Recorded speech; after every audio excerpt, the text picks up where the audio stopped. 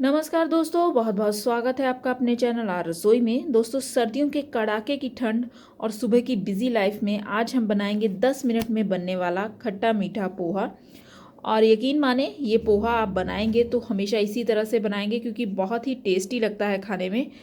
और तो चलिए इसे बनाना शुरू करते हैं। और पोहा बनाने के लिए हमने सबसे पहले 1 कप पोहा लिया है। मैंने यहाँ पे मैं ले रही हूँ एक छन्नी। इस तरह से इसे जो है मैं इस तरह से इसमें डाल दूंगी और इसे ठंडे नॉर्मल पानी से धो लेंगे, टैप वाटर से। और ये देखिए, इस तरह से मैंने इसे टैप वाटर से धो लिया है और अब इसे इसी तरह से मैं रहने दूंगी। और अब हम चलते हैं अगली प्रोसेसिंग पे। सबसे पहले एक पैन में लेंगे हम 4 से 5 चम्मच तेल। आप चाहें तो आप इस रेसिपी में घी का यूज़ भी कर सकते हैं।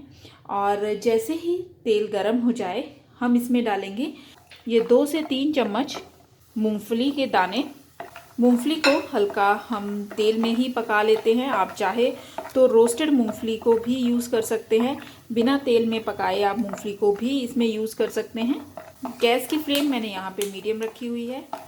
सिर्फ 1 मिनट के लिए ही हमने मूंगफली को इस तरह से पकाया है और इसके बाद हम इसे निकाल लेते हैं एक प्लेट में। और अब यहाँ पर हम गैस की फ्लेम करेंगे बिल्कुल लो। और लो फ्लेम पे हम डालेंगे 1 टीस्पून के लगभग राई या सरसों के दाने और आधा टीस्पून जीरा। इसी के साथ हम यहाँ पे डाल रहे हैं 2 बारीक कटी हुई हरी मिर्च। और यहाँ पे मैं डाल रही हूँ 10 से 12 पत्ते करी पत्ता के। और अब हम डालेंगे यहाँ पे 1 मीडियम साइज़ का कटा हुआ बारीक प्याज को हम हल्का ट्रांसपेरेंट कर लेते हैं। प्याज जो है हल्का ट्रांसपेरेंट हो गया है और अब इसमें हम डाल देते हैं बारीक कटी हुई गाजर और बारीक कटे हुए आलू।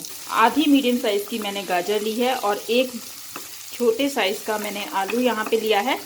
और मटर के दाने लिए हैं 4 से 5 चम्मच। सब्जियां डालने के बाद इस तरह से इसे थोड़ी देर के लिए ढक देते हैं। 1 से 2 मिनट के बाद इसे चेक कर लेते हैं। और यहाँ पे मैं डाल रही हूँ आधा स्मॉल साइज़ का बारीक कटा हुआ टमाटर डालने के बाद इसे थोड़ी देर के लिए ढक देते हैं 1 से 2 मिनट तक। सब्जियां हमारी यहाँ पे पक चुकी हैं। आलू, गाजर और मटर हमारे अच्छे से यहाँ पे पक गए हैं। और अब यहाँ पे हम डाल रहे हैं 20 से 25 दाने किशमिश के। किशमिश डालने के बाद इसे थोड़ा चला लेते हैं और दोबारा इसे आधे मिनट के लिए ढक देते हैं। आधे मिनट तक किशमिश को इस तरह से ढक के पकाने के बाद अब हम यहाँ पे डाल रहे हैं 1 टीस्पून के लगभग हल्दी पाउडर, 1/4 टीस्पून लाल मिर्ची पाउडर। ये ऑप्शनल है, आप चाहें तो इसे यूज़ कर सकते हैं या फिर आप तीखा अपनी पसंद के अकॉर्डिंग कम और ज़्यादा कर सकते हैं। नमक स्वाद अनुसार। तो चीज़ों को अच्छे से मिक्स कर लेते हैं। और अब यहाँ पे हम डाल रहे हैं जो हमने पोहा भिगो के रखा था छन्नी में। पोहे में सब्जियां सारी अच्छे से मिक्स कर लेते हैं। पोहे में सब्जियां मिक्स करने के बाद मैं यहाँ पे डाल रही हूँ 1 टीस्पून के लगभग चीनी। आप चाहें तो चीनी की जगह आप यहाँ पे गुड़ भी डाल सकते हैं। चीनी डालने के बाद इसे 1 से 2 मिनट तक लो फ्लेम पे इसी तरह पकने दें। अब जो है हम गैस की फ्लेम ऑफ कर देते हैं।